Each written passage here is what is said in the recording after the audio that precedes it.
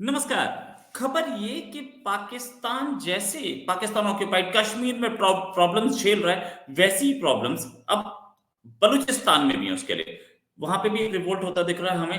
अभी हाल में क्या हुआ, वहाँ पर पाकिस्तानी आर्मी का एक मेजर मेजर बाबर मारा गया। हमला हुआ था आतंकवादियों की तरफ से बोल सकते हैं, या ये बोल सकते हैं, मैं प्रेफर करता हूँ उनको फ्रीडम फाइटर्स बोलना। फ्रीडम फाइटर्स की तरफ से, बलूच फ्रीडम फाइटर्स की तरफ से हमला हुआ था। उस पर एक कर्नल और एक कैप्टन को इंजरीज भी आई हैं। ये 48 घंटे पहले की खबर है। ये मतलब एक दिन 2 दिन पहले की खबर है। इसमें 14 मई को इसमें जो बोला गया है, डीजीआईएसपीआर ने प्रेस कॉन्फ्रेंस भी निकाली। इसमें बहुत ज्यादा डिटेल्स अवेलेबल नहीं थी, लेकिन डीजीआईएसपीआर ने जो प्रेस रिलीज निकाली उसमें ये बोला कि 14 मई को जोब डिस्ट्रिक्ट में बलूचिस्तान में इंटेलिजेंस बेस्ड ऑपरेशन हो रहा था, और उस ऑपरेशन को करते हुए ट्रूप्स के ऊपर फायरिंग हुई। इसमें उन्होंने टेररिस्ट बोला है, मैं नहीं बोल रहा। उन्होंने टेररिस्ट बोला कि 3 टेररिस्ट मारे गए और हमारे एक मेजर शहीद हुआ। उन्होंने शहीद बोला। मैं किसी भी तरीके की डेथ और किसी भी तरीके की वायलेंस को सपोर्ट नहीं करता, लेकिन फिर भी ये बात समझिए कि ऐसा हुआ क्यों। दूसरी साइड से खबर ये है कि क्रॉस फायरिंग हुई थी। कुछ पाकिस्तानी आर्मी के लोग जा रहे थे और यहाँ से ये फ्रीडम फाइटर्स जा रहे थे, उसमें क्रॉस फायर हुई, उसमें मर गया। कोई इंटेलिजेंस बेस्ड ऑपरेशन नहीं था, ऐसा पता चल रहा है। बट स्टिल क्या आलम है बलूचिस्तान में, ये सब जानते हैं और सब समझ रहे हैं। क्यों पाकिस्तान की गवर्नमेंट एक्सेप्ट करने के लिए तैयार नहीं है कि बलूचिस्तान की सिचुएशन बड़ी खराब है। खैर, ये मैं बता रहा हूं पिछले 48 घंटे के में जितने हमले हुए। एक हमला ये था। दूसरा हमला वो था कलात में, जहां पाकिस्तानी फोर्सेस को ऊपर ग्रेनेड अटैक हुआ। 2 हमले मैंने पाकिस्तानी फोर्सेस बताए 24-48 घंटे में। एक और हमला हुआ। ये हमला कुंजार में हुआ, जहां पर एक अनआइडेंटिफाइड गनमैन ने गोली चला दी। एक आदमी मारा गया, मोहम्मद अशरफ नाम का। क्या ये बलूचिस्तान का तीसरा हमला। लेकिन एक सबसे इंपॉर्टेंट जो अभी आज रात ही हुआ हमला, वो ये था कि पाकिस्तानी कैंप पर, इसको इस जगह का नाम है तुमग्रद स्टेशन, यहां पर 8 एक्सप्लोजन सुनाई दिए गए। पाकिस्तानी कैंप पर हमला था, सबसे बड़ी चीज। और पाकिस्तानी फोर्सेस ने बोला है कि ये तुम यहां पर हमने भी फायरिंग एक्सचेंज की है। उसके बाद से कितनी कैजुअलिटी अभी तक किसी ने नहीं बताई। शायद आज डीजीआईएसपीआर आके बताएं कि कितनी कैजुअलिटी थी। लेकिन डीजीआईएसपीआर से पहले ही पता लग रहा है कि ड्रोन फ्लाइट्स ऊपर उड़ रही हैं और पेट्रोलिंग चल रही है। शायद जो फ्रीडम फाइटर्स है वो भाग के निकल गए। लेकिन पाकिस्तान के लिए यही एक बुरी खबर नहीं थी, इसके साथ और भी बुरी खबरें हैं। एक खबर ये है कि अफगानिस्तान और रशिया, आज उससे बड़ी खबर बताता हूँ। जब एक ऐसे टाइम पे जब हम बातचीत कर रहे हैं, when you are listening to this news and I am speaking this news, एक तालिबान का डेलीगेशन रशिया में है, ट्रेड की बात कर रहे हैं।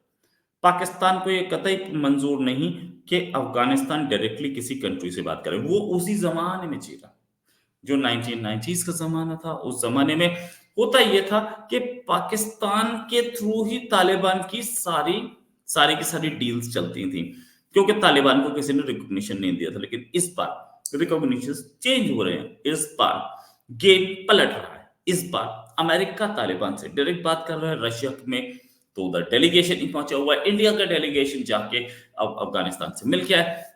और पाकिस्तान का डेलीगेशन जो 2 दिन पहले जाना था, उसको उन्होंने कैंसिल कर दिया। क्यों कैंसिल कर दिया? क्योंकि उन्होंने एयर स्ट्राइक मारी। पाकिस्तान ने क्या, ये पाकिस्तान की और उसके बीच की बात, मैं उसमें क्या बोल सकता हूं।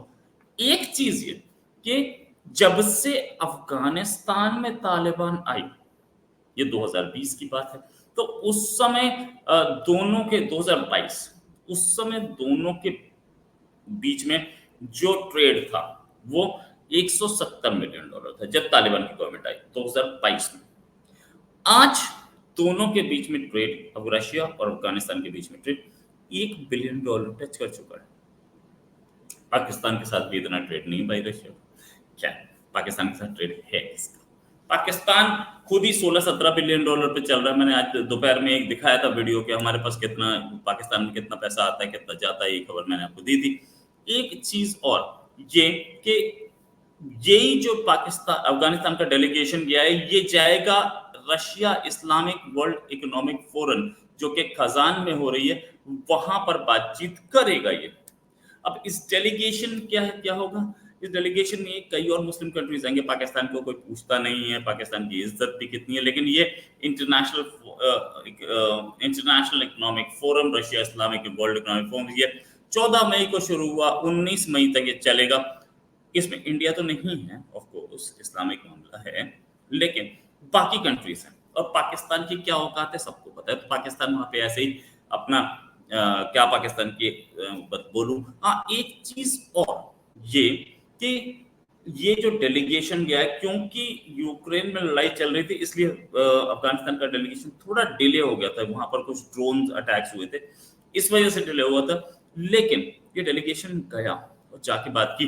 पाकिस्तान के लिए सबसे खराब खबर है कि अब इसके डेलीगेशंस भी जाने शुरू हो गए हैं। तालिबान के पहले भी जा रहे थे, लेकिन ऐसे वर्ल्ड इकोनॉमिक फोरम टाइप में, Russia Islamic world economic forum, ऐसे पे जाना अब शुरू हो गए हैं। हो सकता है कि जल्दी ही टावोस में भी पहुंच जाए। ये थी यहाँ की खबर। बहुत ज्यादा डिटेल्स में अभी मैं नहीं गया हूँ। आज दिन में और वीडियोस बनाऊंगा तो आपको और डिटेल दूंगा। अभी तक ये खबर कि एक तो world economic forum, Russia Islamic world economic forum में तालिबान की एक डेलीगेशन गया हुआ है, पाकिस्तान में मायूसी है इसको लेकर के। और दूसरा, अभी थोड़ी देर पहले ट्रम्पग्राड स्टेशन पे पाकिस्तानी फोर्सेस पे हमला हुआ, जिसमें 8 एक्सप्लोजन सुनाई दिए। कैजुअलिटीज दोनों साइड है, शायद फ्रीडम फाइटर्स की बस की कैजुअलिटी है, और शायद पाकिस्तानी फोर्सेस के पास भी कैजुअलिटी है। अभी तक बहुत ज्यादा डिटेल्स नहीं है, लेकिन हाँ, एक चीज जो बोली जा रही है वो ये कि बलूचिस्तान पाकिस्तानी फोर्सेस के लिए एक जैसे बोलते हैं ना, एक ग्रेवयार्ड बन चुका है। ग्रेवयार्ड मतलब वहां पर पोस्टिंग, मैंने पहले बताया था, वहां पोस्टिंग तो कोई लेना पसंद नहीं करता है, लेकिन वहां पे जो जाता है उसे पता होता है कि हो सकता है कि ताबूत में वापस आऊं, तो वो बहुत ज्यादा फुदकता नहीं है, वो अपनी लाइन पे रहता है। इसमें अच्छा, ऑपरेशंस भी बहुत ज्यादा नहीं हो रहे हैं। जो इंटेलिजेंस बेस्ड ऑपरेशन उसने बताया डीजीआईएसपीआर ने, वो इंटेलिजेंस बेस्ड ऑपरेशन नहीं था। वो एक्चुअली क्या हुआ, जो बताया जा रहा है वो ये कि आमने सामने आ गए दोनों, और उस पर फायरिंग हो गई। तो ऐसे में पाकिस्तानी आर्मी कोशिश ये करती है कि हम साइड से निकल जाएं, सामने से फ्रीडम फाइटर्स निकल जाएं, दोनों आमने सामने टकराए ना। अच्छा, उनका कहना यह है कि सामने भी मुसलमान हैं, हम भी मुसलमान हैं, तो हम मरें क्यों? तो इसी मुसलमान के बच्चे तो उठा के ले जाते हो यार। इसी मुसलमान के बच्चे तो तुम अपने उसमें सारी जिंदगी कभी नहीं मिलते, अपने जेलों में डालते हो, उनकी मास ग्रेव्स मिलती हैं।